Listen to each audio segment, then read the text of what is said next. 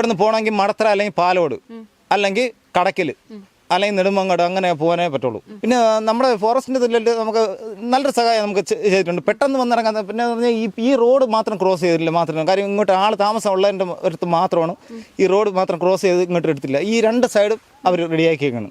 പക്ഷെ എന്നിട്ട് പോലും ഈ ഇതിനകത്തൂടെ ആന ഇറങ്ങി വരുന്നുണ്ട്. തിരുവനന്തപുരം പാലോട് ആനയുടെ ആക്രമണത്തിൽ കൊല്ലപ്പെട്ട ബാബുവിൻ്റെ വീട്ടിലാണ് നമ്മളിപ്പോൾ ഉള്ളത്. ഇപ്പോൾ അദ്ദേഹത്തിൻ്റെ ഒരു ബന്ധു നമ്മളോടൊപ്പം ചേരുന്നുണ്ട്.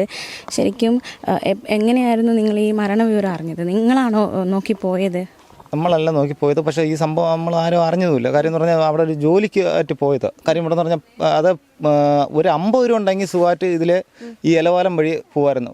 അതുപോലും ഇല്ല. കാര്യം എന്ന് പറഞ്ഞാൽ അത്താണിയാണ് നമ്മളൊക്കെ എന്ന് പറഞ്ഞാൽ ഞാനും അങ്ങേരും ടാപ്പിങ്ങാറിന് അതേ കണക്ക് പിന്നെ വേറെ എന്തെങ്കിലും കൂലിപ്പണി എടുക്കാൻ ഇവിടെ എന്ന് പറഞ്ഞാൽ പെട്ടെന്നൊരു ജോലി കിട്ടാത്തൊന്നുമില്ല.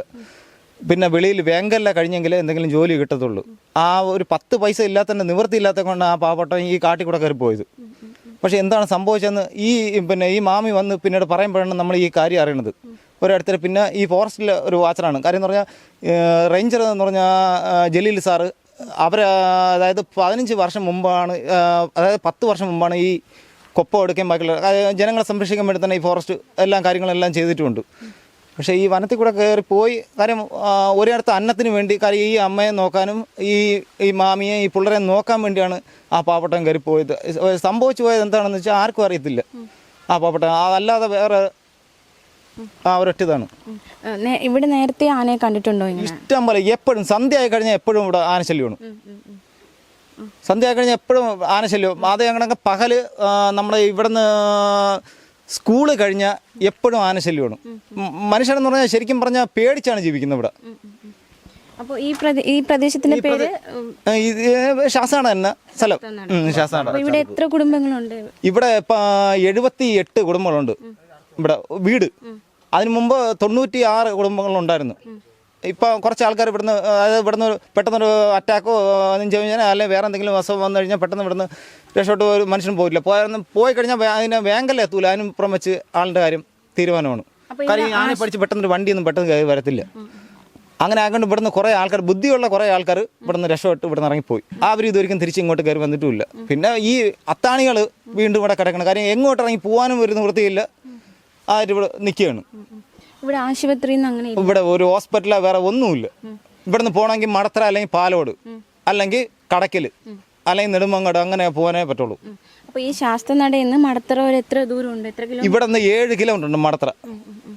അതായത് പിന്നെ ഒരു ടാർട്ട റോഡ് കാണണമെങ്കിൽ 5 കിലോമീറ്റർ വേങ്കല്ല പോയെങ്കിൽ മാത്രമേ, രാത്രി ആയി കഴിഞ്ഞാൽ 8 മണി കഴിഞ്ഞാൽ ഒരു വണ്ടി പോലും വേങ്കല്ല എന്നാൽ ഇങ്ങോട്ടേക്ക് ഇവിടെ കയറി വരത്തില്ല. ആനയെ പേടിച്ച് വരത്തില്ല. സത്യമാണ്.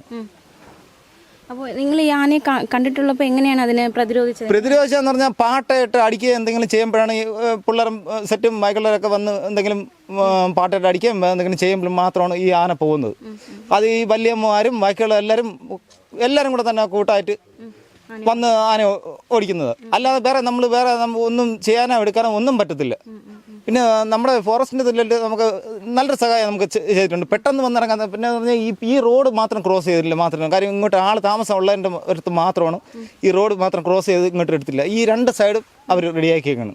പക്ഷെ എന്നിട്ട് പോലും ഈ ഇതിനകത്തൂടെ ആന ഇറങ്ങി വരുന്നുണ്ട്. ഈ ആനയെ നിങ്ങൾ ഒരുപാട് ആനയെ കണ്ടിട്ടുണ്ടോ? അതോ ശരിക്കും ആനയെ കണ്ടിട്ടുണ്ട്.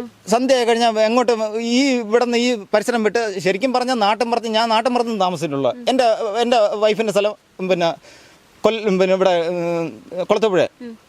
ഞാനൊക്കെ 8-9 മണി കഴിഞ്ഞ് അവിടെ ഒരുപാട് സമയം ഇരുന്നിട്ടുണ്ട്. പക്ഷെ അതേ കണക്ക് ഇവിടെ നമ്മുടെ ഈ മേഖല റേഞ്ചുള്ള സ്ഥലത്ത് ഇവിടെ നിന്ന് റേഞ്ച് കിട്ടത്തില്ല ചേച്ചി. ആ റേഞ്ചുള്ള സ്ഥലത്ത് ഒരു കാരണവശാലും പോലും ഇരിക്കാൻ പോലും പറ്റത്തില്ല. അത്ര ഇതാണ് ആനശല്യം. കാരണം ആരും വീട്ടിൽ നിന്ന് 7 മണി കഴിഞ്ഞാൽ ആരും ഇറങ്ങി പോകത്തില്ല. അവനവൻ്റെ വീട്ടിൽ അവിടെ ഇരിക്കാനേ പറ്റുള്ളൂ.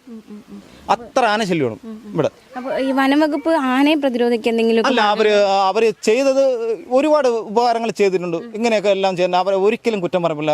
അതായത് ജലീൽ സാർ എന്ന് പറഞ്ഞ ആള് അവരെ നേതൃത്വത്തിൽ വന്നതാണ്. ഞാൻ ഫോറസ്റ്റിൻ്റെ ഇപ്പോഴും വാച്ചറാണ്. ഇപ്പോഴും അവർ ചെയ്തേക്കണ ഏറ്റവും നല്ല കാര്യം തന്നെ ജനങ്ങളെ സംരക്ഷിക്കാൻ വേണ്ടി തന്നെ നമ്മുടെ സർക്കാർ ചെയ്തേക്കണത്.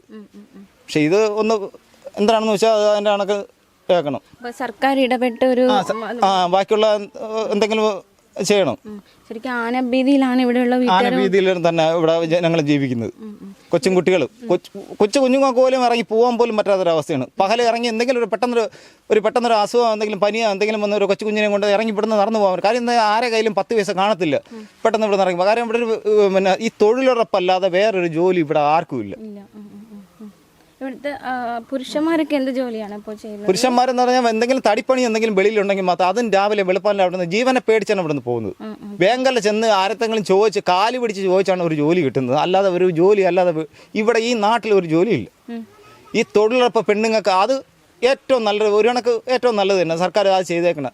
അമ്മമാർക്ക് മാത്രം അത് നല്ലൊരു കാര്യം തന്നെ. ആ ഒരു ജോലി അല്ലാതെ ഇവിടെ ഒരു പ്രായമുള്ള ഒരു മനുഷ്യനെ പിന്നെ അവർ ജീവിക്കുന്നതെന്ന് പറഞ്ഞാൽ അവർ സർക്കാരിൻ്റെ പെൻഷൻ കിട്ടുന്നത് കൊണ്ട് മാത്രം അതുപോലും സമയത്ത് കിട്ടുന്നില്ല. ആ ഒരൊറ്റത് കൊണ്ടാണ് റേഷൻ മേടിച്ച് പോകുന്നത്. അല്ല റേഷൻ അല്ലാതെ വേറെ ഒരു കുന്തവും ഇല്ല. റേഷൻ കട എവിടെയാണ് നിങ്ങൾക്ക് അടുത്ത്? നമുക്ക് ഇവിടുന്ന് ശുമ്മക്ക് പിന്നെ ഒഴിവാറ 2 കാലത്തും. അത് എത്ര ദൂരമുണ്ട്? അത് ഇവിടുന്ന് 6 കിലോമീറ്റർ ഉണ്ട്. ഇവിടുന്ന് വണ്ടി സൗകര്യം രാവിലെ 8 മണിക്കൊരു ബസ് വരും. വൈകുന്നേരം 5 മണിക്കാണ് തിരിച്ചു വരുന്നത്. അതുവരെ അവിടെ കയ്യിൽ 5 പൈസ അല്ലെങ്കിൽ തിരിച്ച് അതുവരെ വെള്ളം പോലും കുടിക്കാതെ ഓരോ മനുഷ്യനും പെണ്ണായാലും ആണായാലും അവിടെ അതേ കണക്ക് ഇരുന്നോളാം. എന്നിട്ട് 5 മണി വരെ അവിടെ ഇരുന്നിട്ട് ഈ റേഷനും മേടിച്ചിട്ടാണ് തിരിച്ചു കയറി വരുന്നത്. ഞായറാഴ്ചയാണെങ്കിൽ ഞായറാഴ്ച ഈ ശനി എന്തെങ്കിലും മറ്റു ജോലി എന്തെങ്കിലും കിട്ടിക്കഴിഞ്ഞാൽ ഞായറാഴ്ചന് ഒരു ദിവസം ലീവായിട്ട് കിട്ടുന്നത്. ആ ഞായറാഴ്ച ബസ്സും ഇല്ല. പിന്നെ ഞായറാഴ്ച നടന്നാണ് ഇവിടുന്ന് പോകുന്നത്. ഇവിടുത്തെ കുട്ടികളുടെ വിദ്യാഭ്യാസം മാന്യമായിട്ട് പഠിക്കുന്ന പിള്ളേരാണ്. അവർക്കിപ്പോൾ നമ്മുടെ DK മുരളി MLA ആയിട്ട് നല്ലതായിട്ടാണ് ഇപ്പോൾ റെഡിയാക്കിയാണ്. ശനി ഞായർ അവർക്ക് ട്യൂഷൻ കൊടുത്തിട്ടുണ്ട്. ഞാൻ 9ാം ക്ലാസ് വരെ പഠിച്ചിട്ടുള്ളൂ. എനിക്ക് വലിയ വിദ്യാഭ്യാസമൊന്നുമില്ല. ഇംഗ്ലീഷ് എനിക്കറിയത്തില്ല. പക്ഷേ മലയാളം കാര്യങ്ങളൊക്കെ എനിക്കറിയാം. കൊച്ചുകുട്ടികൾ ഇപ്പം നല്ല രീതിയിൽ വിദ്യാഭ്യാസം, അതായത് നമ്മളെ MLA നിമിത്തം നല്ല രീതിയിൽ വിദ്യാഭ്യാസത്തിൽ പഠിക്കുന്നുണ്ട്.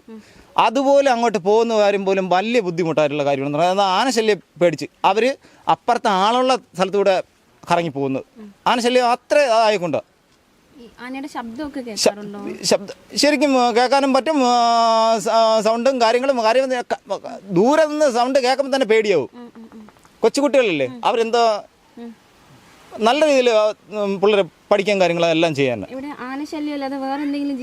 ഇല്ല വേറെ പിന്നെ പന്നി ശല്യവും കാര്യങ്ങളുണ്ടെന്ന് അത് വലിയ കുഴപ്പമില്ല.